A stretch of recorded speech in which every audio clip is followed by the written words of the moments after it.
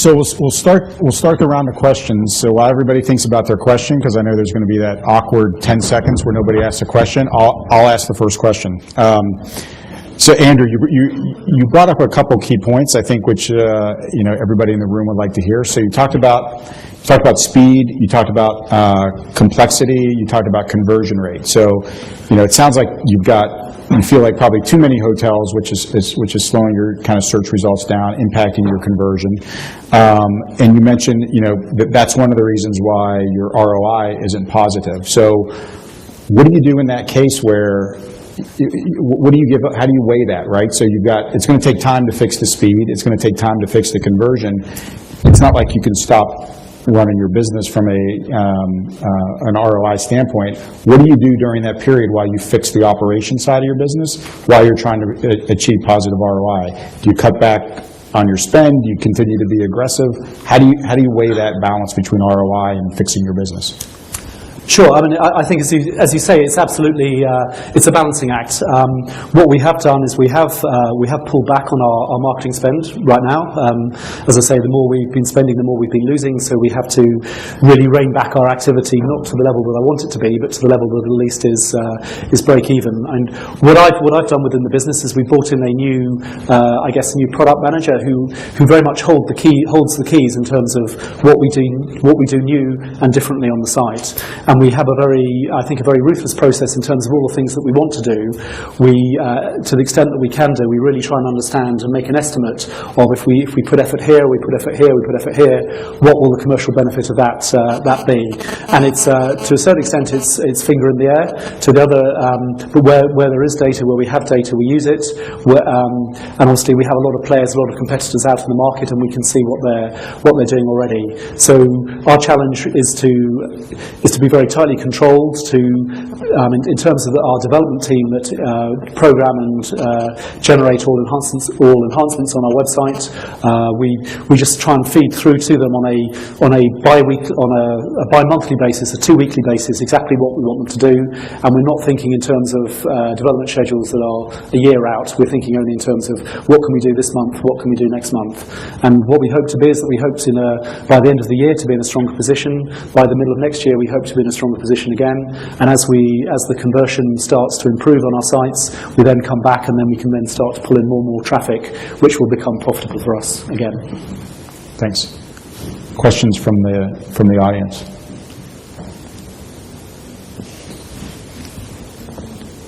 I think I'm supposed to wait for the microphone, but I don't need one. Hi, I'm Catherine Lundgren. I have a luxury tour agency here. I wanted to ask you, Mrs. Petersen, TripAdvisor was special in its inception because it was by travelers for travelers. Do you now differentiate the content posted by clients and businesses? Do you think it affects the confidence that your users have in your TripAdvisor? It's an excellent question. We are. I mean, our original tagline was "Get the truth and go," and we've since changed it to, in the United States, it's the world's most trusted travel advice, and then in other countries, I believe we use the world's largest travel community, so we certainly are focusing on different things even in our tagline. No, I don't think... we distinguish. I mean, we always say that a piece of content is from someplace else. But I think I certainly would not say the heady days of UGC are over. I mean, there are plenty. Yelp continues as a very strong force in the States. I don't know how strong Kite is or isn't here. I've only been in the UK a couple of months, so we're not completely grounded in all of our European friends and neighbors. We absolutely distinguish. I don't think it does anything to trust because it is all still very, very much centered on UGC. I mean, we always 21 reviews and contributions per minute. There's no way, even if every hotelier went on there and put something on, it would be dwarfed still by UGC. But UGC has its place, it will continue to have its place, but just like interacting with your Facebook friends and coming to the wisdom of friends or having client-delivered content, I think eventually we'll start seeing more and more content, and perhaps there's a trust, almost a trust meter will be associated for the client content. Perhaps a user can come on and say, I like it, I don't like it, or I trust it, I don't trust it. So I think we're just seeing a natural evolution. You're welcome. Hello. This is a question for for the Google. I have heard that Google is working on a new product called Google Travel, and I'm intrigued about it. I would like to know if you can explain us something about new idea, if it's possible. I would like to know if it's going to be a meta search engine or a kind of sharing XML interface, and also which is going to be the presence of the organic tactics and the search engine optimization techniques in this highly probable new interface. Thank you. I don't speak Spanish, so I can't answer that. Javier? No.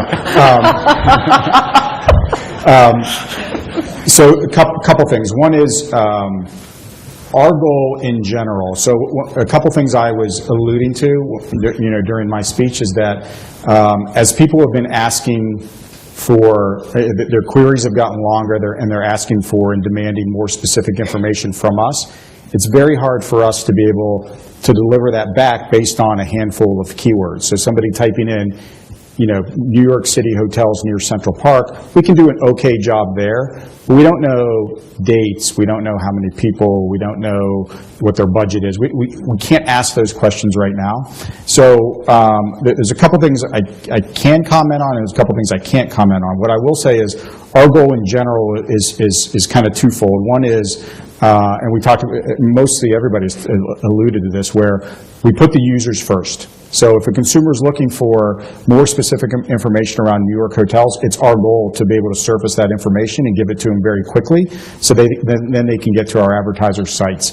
On the back end of that, we think by being able to surface better information, and I'll get to how we do that, being able to better surface information to our consumers, that the downstream effect is it's going to be positive for our advertisers as well. Because if I'm able to pre-qualify somebody by dates and times and potential price ranges, when I send them over to TripAdvisor or TravelZoo or Octopus, they've been that much more qualified, so hopefully conversion rates, more qualified leads will be sent over to our customers. So I think both sides of the equation will be fulfilled. You saw earlier when we were demoing some of the products. So we've started to play a little bit in availing or showing pricing and availability. And we initially have done that within our mapping product. So if you did a search for, Madrid hotels, we've surfaced some pricing initially from some OTAs, just because they tend to be a little faster with integration. But we'll start to surface inventory directly from hoteliers. And I think we'll look to extend that, to the point of launching and iterating. We'll try kind of different spots within the site to figure out kind of the best places to ask for information and give prices and availability.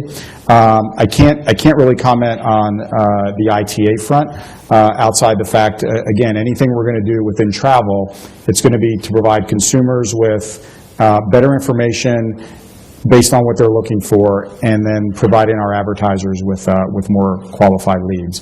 But I think our initial kind of foray to figure this out has really been with the hotel price ads within Maps, and look for that to kind of iterate and expand from there. Regarding the SEO, What was the question?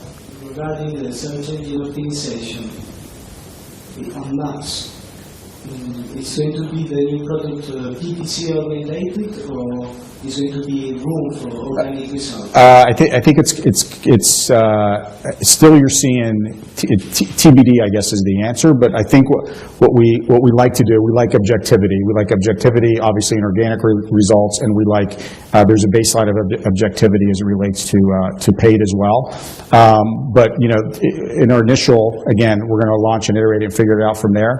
But you're still seeing organic results, part of that. We think it's nice to have a good mixture. So, again, directionally where we go, our thought is to provide consumers both on the, surfacing side of free information as well as, advertisers who are paying. We think there's a good mix and blend that we can come up with that makes sense for everybody. Just to add to the point there, I mean, I personally would love to be in the position where we could buy more qualified traffic from Google than we can buy currently. So, you know, any changes in this area, whether it's on maps or wherever, I think I'd say is a positive thing. And what we wouldn't like Google to do, obviously, is to start selling hotel rooms, but I can't see that happening anytime soon. So that's the one thing I'll finish with as it relates to Google Travel, if that's what it is you know, our plans are not to get into the booking and fulfillment game. That's not what we do well. What we do well is providing information very quickly to consumers and then sending them off to our advertisers. That's what we're good at. We would not be good at handling the transaction and customer service and all the headaches that most of you in the audience have to deal with every day. We don't do a very good job of that. You saw how we did that with our phone. It didn't work out very well. Questions? Sorry, my name is Joe. I had a question for Christine related to the pricing on TripAdvisor. I know TripAdvisor gives indicative prices for each hotel, and I'm just wondering what the methodology behind that is, because well, I'm a hotel consultant, and it doesn't really match with Right. what I found, and I actually emailed TripAdvisor about this a few months ago, and I got a response a few months later. But That's why I'm here. I'd like to know just what it's based on, generally. That's why we brought Christine, because we got the email and we decided to bring her here. This is a new form of social media, direct interaction. Live customer service. It's a great question. So our price feeds are from our partners. So it's a combination at any given time, depending on the site, Expedia, Travelocity, Orbitz, Priceline in the States, comparative online agents elsewhere. I will tell you, we know that there are problems with accuracy. We just can't, nor do those sites want us to ping them for every single search we do. So we do cache pricing. So that does lead to an issue sometimes, you know, particularly seasonality, shoulder season into lower high can be issues. There are also an enormous number of hotels on TripAdvisor, probably 25% of the listings we have, that actually are not serviced by commerce partners, the online travel agent partners. So in that case, we've scraped, and that's honestly where we have the biggest issue. It's with the smaller hotels, and that's why the TripAdvisor for Business group was formed a few months ago. And we're overhauling our customer service, we're putting a new director of customer service in place, so I don't have to get hate mail, hate phone calls, or deal with questions like this. Thank you. So real quick before the next question. So first, Christoph, and maybe Christine can follow up on this, is both of you mentioned very large databases. I think you mentioned 21 million and 20 million. How do you let, within the confines of privacy, how do you really take advantage of that database and make it really work for you? Where you've got a really targeted group who's asking for information.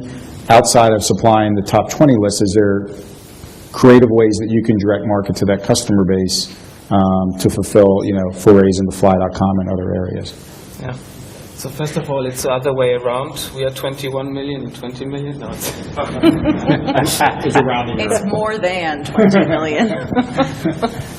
So the most important thing is the information that we are bringing over to our subscribers. So our subscribers, and you mentioned the users should stay first, and this is actually what we are trying to do as well. Because if you're not bringing relevant information to them, if you don't bring accurate information to them, they won't come back, or they're not telling their friends and family, or they're not using other tools that Travelzoo as services providing. So this is very, very important that we are first thinking on the user and to bring them really an added value service. Because with this added value service, and we have to bring this quality every day, and with our Top 20 newsletter every Wednesday. If one newsletter is bad, it would have a very bad impact on our user base. So we have to treat them in a very good way, that they're coming back and they're knowing, okay, Travelzoo has a good newsletter, but to be honest, if I'm would like to search immediately for a flight from Hamburg to London, we use also fly.com because it's in the Travelzoo group. So it's about to create a value that is known in the markets. And let me actually layer on one piece, Christine, before you answer, is, you were CMO when you were in the U.S., and traditionally, an online company, so you didn't do much, if any, television or kind of traditional marketing channels. As you know. As I'm well aware of. So how do you think through building a brand online, and kind of that metamorphosis, you kind of growing up in the online space? What are the opportunities to grow the brand online, as well as some of the challenges and pitfalls and areas that you struggle with to control it? Okay. So covering off the database question, so more than 20 million, very, very similar. We look at data all over the place. We're constantly trying to move from mass marketing to much, much more tailored marketing. I'll tell you, privacy, we haven't had too many concerns. I mean, we don't transact. We don't have real usernames.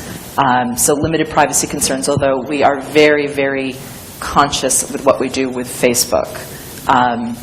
We're very, very cognizant of the privacy issues that are out there, and just suffice it to say we try to stay one step ahead. So how do we build a brand online?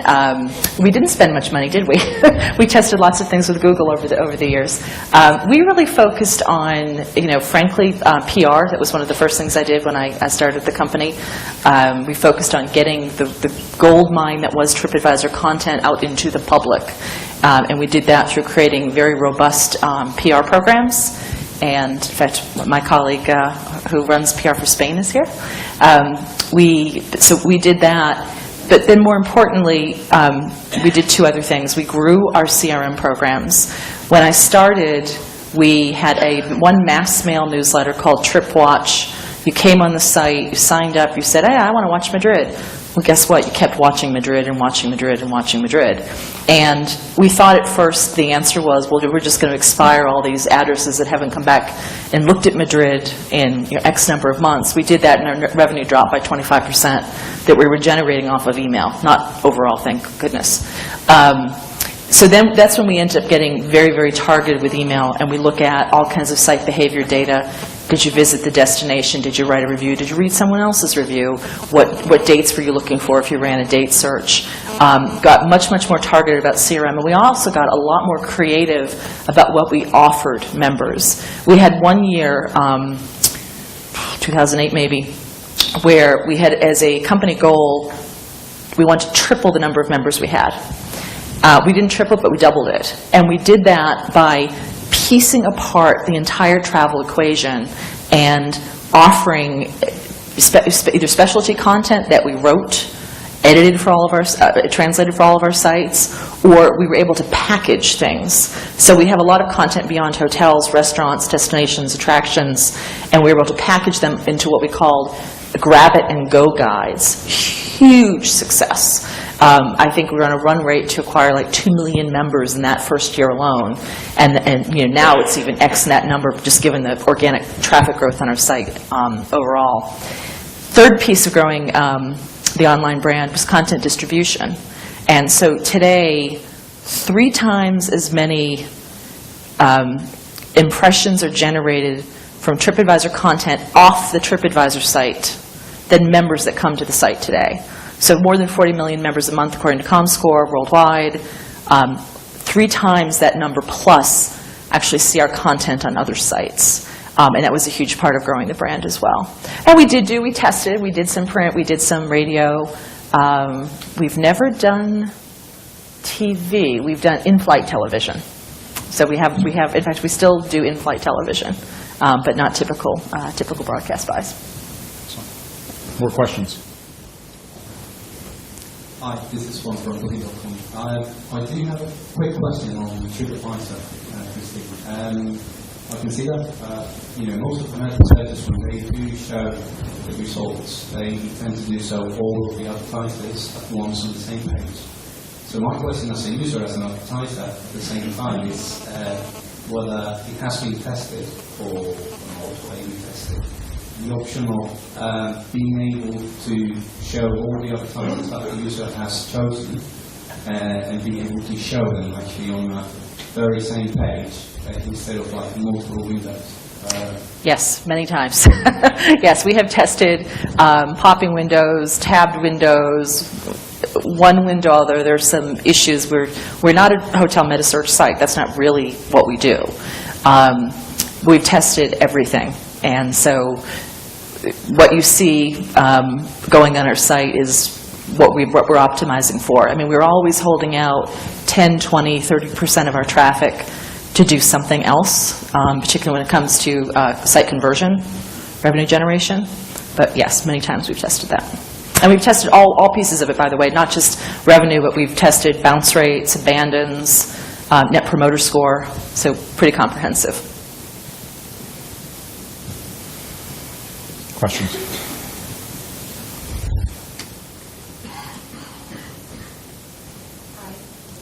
Hello, I'm Sabrina Lenz from LAM, and I would like to ask you a question. We always look at the positive side.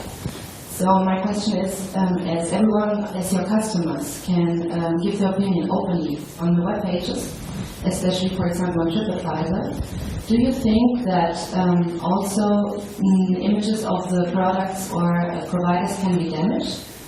And if so, if there's something, if you offer these companies the possibility to remove this damage and to improve the image again? I'll start and then Christine. So I'll let Christine answer, and you guys can also answer, like from Octopus and Travelzoo perspective, potential negative impact.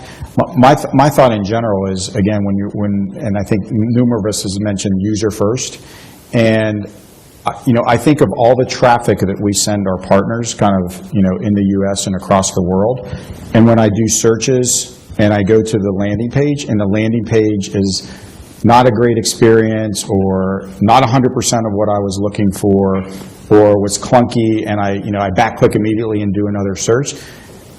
To me, that negatively impacted my opinion of that advertiser or that brand that I went to. So I think it's more than just, and we'll talk specifically about instances of feedback on hotels and hotels' ability to counteract that.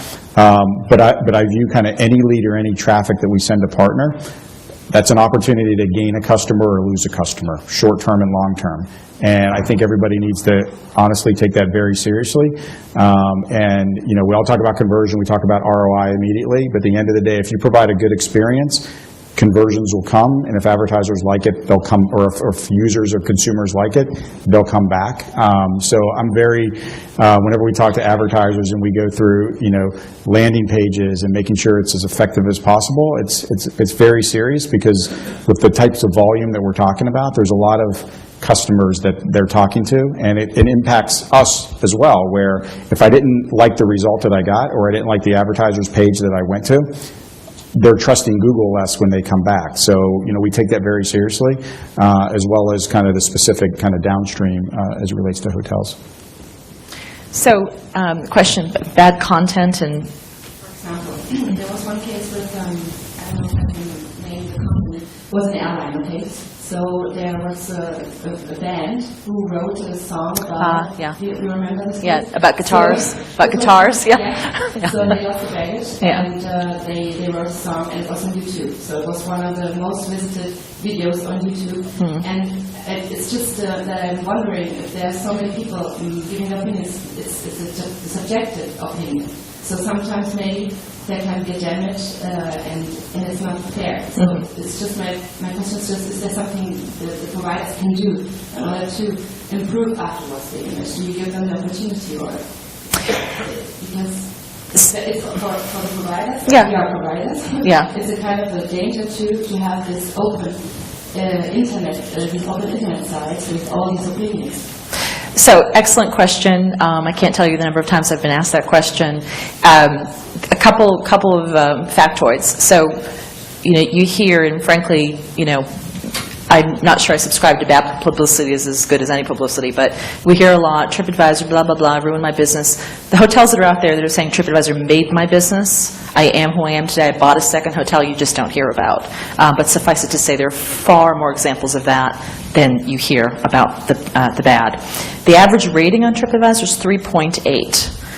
It's not bad. There are more good reviews than bad. I also hear everyone comes and complains, the outliers. That's not true. People love to share their great experience. And hoteliers can interact with us. So the Owner's Center, which I showed before, you can add content. You can solicit reviews from your guest. I mean, the power of the review, it's here. It's staying. So engage. Why not engage with it and ask your customers to write a review? Is it one bad customer? Ask the 20 great ones who had the great experience to come and write on TripAdvisor. Also, one of the most important things you can do is respond. So the hoteliers, while in certain instances we remove content, I mean, we do have guidelines. We're not perfect. Sometimes we do go back and realize something slipped through our guidelines. We do remove it. But the most important thing that a hotelier can do is respond, write a management response. We've heard qualitatively from consumers that a hotel that has all perfect reviews, they don't trust. They trust the review that has a few people who come in and say, well, I actually didn't like the GM, or, the water pressure wasn't heavy enough, or something like that. People love to sort of see the nuance. They love to see what kind of consumer liked it. Business, family, big difference. But again, number one, come back, respond to your reviews, both positive and negative. Say thank you. Say sorry. Say come back. Say, email me directly and book again. I think it's important how to handle this. And the biggest mistake you can do is not to do anything.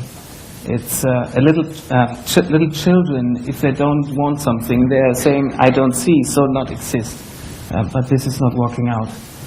So I think we have to address these feedbacks very seriously.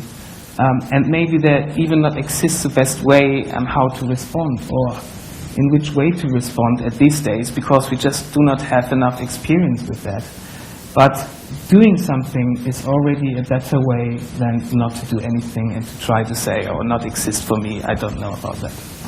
Yeah, so we're going to finish up, but the last thing I'll say is, I don't know if a few years ago when JetBlue in New York had the issue where the plane sat on the runway for multiple hours, David Needleman was president at the time, and he posted a response on YouTube, basically, to Christine's point, apologizing for what had happened. And it actually got a lot of good PR out of that. And I think sometimes, maybe the United thing, I think it was the United issue with the guitar, maybe some of the feedback wasn't warranted, but I think it caused them to look in the mirror and say, maybe we do need to improve in this particular area, maybe this person was wrong. But the responses, I think, go a long way in terms of humanizing issues that somebody might have, as well as having properties kind of, look in the mirror a little bit and make improvements based on that feedback. So I think that's the end of the session. Thank you, everybody. Obviously, we'll be around tonight at the cocktail hour, so feel free to ask any questions you might have.